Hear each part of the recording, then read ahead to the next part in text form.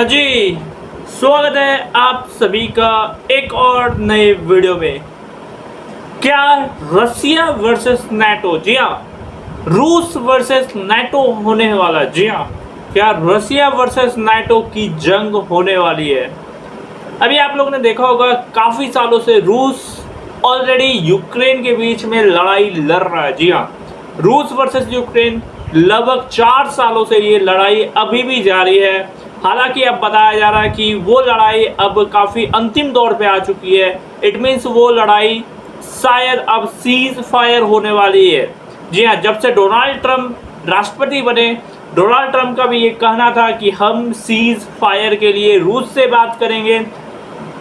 क्योंकि ये लड़ाई इतने लंबे तक क्यों चला? क्योंकि अमेरिका, अगर आप देखोगे तो पीछे से यूक्रेन को मदद किए जा रहा था। जी हाँ, अमेरिका अगर आप देखोगे तो कहीं ना कहीं पीछे से यूक्रेन को हथियार हो जाए या फिर जो ज़रूरत सामान है वो मुहैया करवाया जा रहा था। और रूस वर्सेस यूक्रेन इतनी लंबी लड़ाई क्यों चली? यूक्रेन इतना छोटा देश, खासकर रूस के सामने अगर देखोगे तो यूक्रेन कहीं भी नहीं टिकता। जी हाँ, अगर रूस के सामने अगर देखोगे तो यूक्रेन कहीं भी नहीं टिकेगा। लेकिन यूक्रेन फिर भी इतनी देर तक लड़ाई कैसे लड़ पा रहा है? तो उसकी सबसे बड़ी है नाटो। जी हाँ, उसका सबसे बड़ा जो सहयोग है वो है नाटो। जी हाँ, नाटो एक बोल सकते हो 27-28 देश है जो मिलके एक नाटो देश बनता है।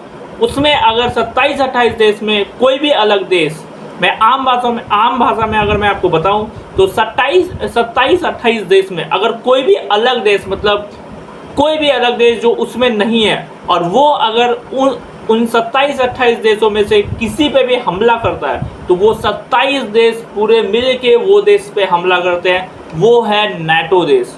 जी हाँ, वो नाटो देश है। और रूस और जब यूक्रेन की लड़ाई स्टार्ट हुई थी तो उस टाइम व्लादिमीर पुतिन के तरफ से एक बयान भी जारी किया गया था कि नाटो यूक्रेन का साथ ना दे, नहीं तो आगे जाके अंजाम बुरा होगा। ये व्लादिमीर पुतिन के तरफ से ये कहा भी गया था।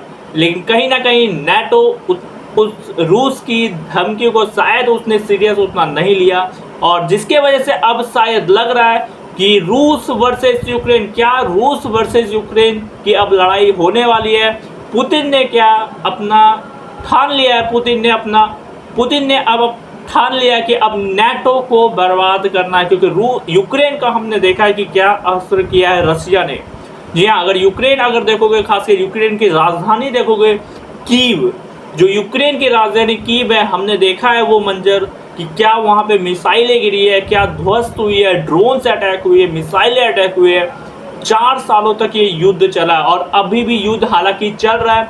बट अब अमेरिका के राष्ट्रपति डोनाल्ड ट्रंप की तरफ से ये कहना है कि अब बहुत जल्द सीज फायर पूरी तरीके से रसिया और यूक्रेन के बीच में होने वाला है। जी हाँ, हालांकि वो फाइनल डिसीजन अभी नहीं हुआ, लेकिन अमेरिकी राष्ट्रपति डोनाल्ड ट्रंप से तरफ से कहना है कि अब जल्द रशिया और यूक्रेन के बीच में सीज फायर होने वाला है। दूसरी ओर अगर आप देखोगे तो अभी इजराइल और ईरान के बीच में लगभग 12 दिन युद्ध चले हैं। जी हाँ, 12 दिन वॉर चले इजराइल वर्सेस ईरान में, जिसमें कि आपको याद होगा 13 तारीख को इजराइल ने ईरान पे हमला किया है।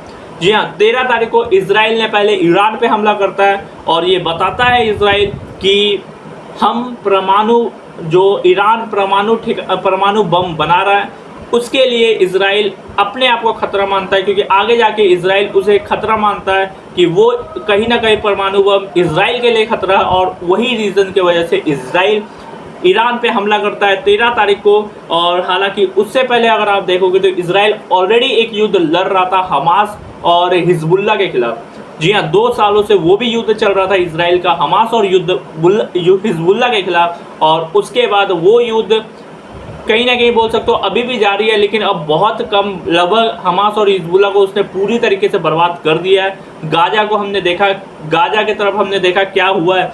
तो अब वो ईरान पे हमला किया। हालांकि ईरान की शक्ति, ईरान की पावर, शायद उसका अंदाज़ा ना तो अमेरिका को था ना ही इजराइल को था। क्योंकि जब ईरान ने पलटवार किया अपने मिसाइलों से तो हमने देखा कि इजराइल के तेल अवीव हैफा शहर एक है इजराइल के जो सबसे ज़्यादा आबादी का शहर माना जाता है, उसमें क्या डिस्ट्रक्शन किया गया खासकर मिसाइलों से। जी हाँ, उसमें ईरान के द्वारा क्या डिस्ट्रक्शन किया गया खासकर मिसाइलों से। लेकिन अभी रसिया वर्सेस नाटो क्या अब होने वाला है? रूस वर्सेस यूक्रेन के बाद क्या अब रसिया वर्सेस नाटो होने वाला? और क्या अगर ये जंग होती है तो विनाश काल होने वाली है पूरी विश्व के लिए। जी हाँ, रसिया वर्सेस नाटो अगर ये जंग होती है तो क्या विनाश काल होने वाली है पूरी विश्व के लिए। जो रिपोर्ट है मैं आपको बताता हूँ, अमेरिका ने अमेरिका की तरफ से, अमेरिका राष्ट्रपति की तरफ से ये कहा गया है कि पूरी नाटो देश अपनी रक्षा बजट जो है वो 5% बढ़ाए।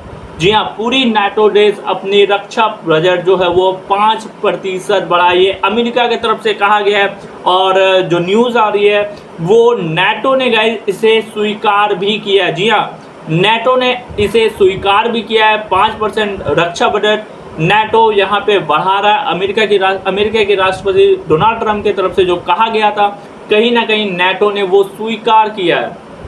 जी हाँ, कहीं ना कहीं नाटो ने वो स्वीकार किया है और 5% रक्षा बजट वो बढ़ा भी रहा है। क्योंकि अभी जो है नीदरलैंड में नाटो की सदस्यों की वहाँ बैठक चल रही है। हाल में नीदरलैंड में 1-2 दिन से बैठक चल रही है नाटो के सदस्यों की। वहाँ पे अमेरिका के राष्ट्रपति भी मौजूद है और वहाँ पे नाटो की तरफ से ये कहा जा रहा है कि वो 5% रक्षा बजट पे बढ़ाने जा रहे हैं। ये क्यों हो रहा है? क्योंकि अभी यूक्रेन के राष्ट्रपति जेलेंस्की, जी हाँ, यूक्रेन के राष्ट्रपति जो जेलेंस्की है, यूक्रेन हमने देखा पूरा तबाह हो चुका है। उनके राष्ट्रपति जेलेंस्की ने एक प्रेस कॉन्फ्रेंस की और हालांकि उसने बताया कि नाटो के तरफ से यूक्रेन को कितनी मदद मिली है। पहले 30 बिलियन कुछ थी और अब जाके 35 बिलियन कुछ यूक्रेन को मदद मिल चुकी है नाटो की तरफ से। और वाकई जो अभी नीदरलैंड में जो अभी नाटो की तरफ से बैठक हुई है उसमें साफ तौर पे नाटो की तरफ से कहा गया है कि अब ये जो मदद है और बढ़ने वाली है। जी हाँ, अब जो ये मदद है और बढ़ने वाली है नाटो के तरफ से यूक्रेन के लिए। और जेलेंस्की की तरफ से ये कहा भी गया है कि पुतिन केवल वार के बारे में सोचते हैं, वो एक क्रूर शासक है और केवल युद्ध के बारे में सोचते हैं।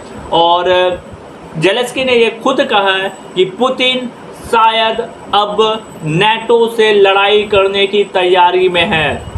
जी हाँ, पुतिन अब शायद नाटो की लड़ाई करने के लिए तैयारी में जुट चुके हैं। ये जेलेंस्की की तरफ से कहा गया है। उसके कुछ देर बाद जब नाटो के वहाँ पे नीदरलैंड में जब बैठक हो रही थी तो वहाँ पे भी नाटो के जो महासचिव है, शायद महासचिव या सीईओ जो वहाँ पे है, उसने ये दावा किया है कि रसिया मतलब पुतिन अगले 5 सालों में, जी हाँ, अगले 5 सालों के अंदर रूस या पुतिन नाटो पे हमला करने वाले हैं। जी हाँ, अगले 5 सालों के अंदर रसिया या पुतिन अगले 5 सालों के अंदर नाटो पे हमला करने वाले। ये पुतिन का, ये महासचिव का ज़्यादा है, महासचिव या सीईओ बोल लो, जो नाटो सदस्यों के महासचिव या सीईओ, उनके तरफ से ये दावा किया गया है कि रूस अगले 5 सालों के अंदर नाटो पे हमला करने वाला है। और यही रीज़न है कहीं ना कहीं अमेरिकी राष्ट्रपति डोनाल्ड ट्रंप ने जो कहा कि 5% रक्षा बजट नाटो को बढ़ाने के लिए, कहीं ना कहीं वो रूस का डर भी दिख रहा है नाटो पे, और जिसके वजह से वो डोनाल्ड ट्रंप की बात मानने के लिए तैयार हो चुके हैं। क्योंकि अगर रूस हमला करता है और उसमें अगर अमेरिका नाटो में नहीं होता, जी हाँ, क्योंकि अमेरिका और नाटो में अभी कुछ तू मैं हुई थी, अमेरिका और यूक्रेन के बीच में हुई थी। क्योंकि हमने देखा था जब जेलेंस्की अमेरिकी प्रेसिडेंट से मिलने आए थे अमेरिका, तो वहाँ पे जेलेंस्की को बहुत कुछ बोला गया था। अमेरिकी राष्ट्रपति की तरफ से सीधा एक तरह से बोल सकते हो फटकार लगाया गया था। तो हमने देखा था नाटो और अमेरिका के बीच में तू मैं हुई थी। और वही रीज़न है कहीं ना कहीं नाटो रूस के डर से यहाँ पे अमेरिकी की राष्ट्रपति जो डोनाल्ड ट्रंप ने कहा 5% बढ़ाने के लिए रक्षा बजट, वो कहीं ना कहीं नाटो बढ़ा रहा है। क्योंकि अगर वो ऐसा नहीं करता है और अगर रूस अटैक करता है और अमेरिका अगर कहीं ना कहीं नाटो में नहीं रहता है तो नाटो के लिए कहीं ना कहीं विनाशकारी होने वाला है। और क्या दुनिया एक और युद्ध के लिए तैयार हो रही है। रसिया वर्सेस नेटो, क्या दुनिया एक और युद्ध के लिए तैयार हो रही है अगले 5 सालों के अंदर? ये देखने वाली बात होगी। फिलहाल अभी के लिए इतना ही अपडेट, मिलते हैं नेक्स्ट वीडियो में। लाइक एंड सब्सक्राइब सारे भाई लोग कर देना गाइस।